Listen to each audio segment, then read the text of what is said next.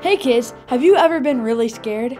Maybe it's when you watched a scary movie, or when you went on a big roller coaster. Or maybe you had a nightmare. Well, today we're going to be talking about how God made Paul brave and how he can make us brave too. Paul had to take a ship ride to Rome. Kids, this was no vacation for Paul. No, he was under arrest for being a Christian and on his way to be put on trial. He was put on a ship with a bunch of other prisoners and they crossed the Mediterranean Sea. At first, everything was normal, and then it hit bad weather. And here's where the story gets interesting. The ship crashed and everyone almost died. Here's what happened.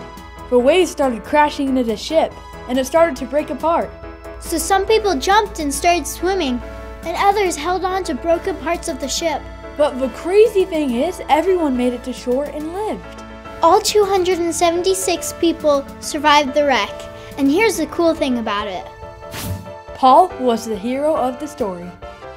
When everyone was freaking out, Paul stayed calm, because God told him that everyone would make it safely to Rome.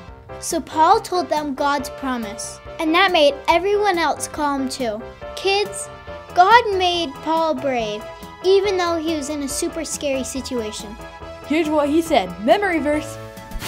So take courage, for I believe God.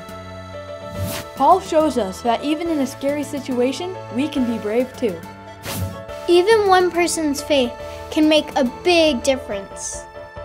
Paul was the only one on the ship who trusted God, but his faith helped everyone. It's the same for us too. When we face something scary, we can be a good example to others by trusting God and staying calm.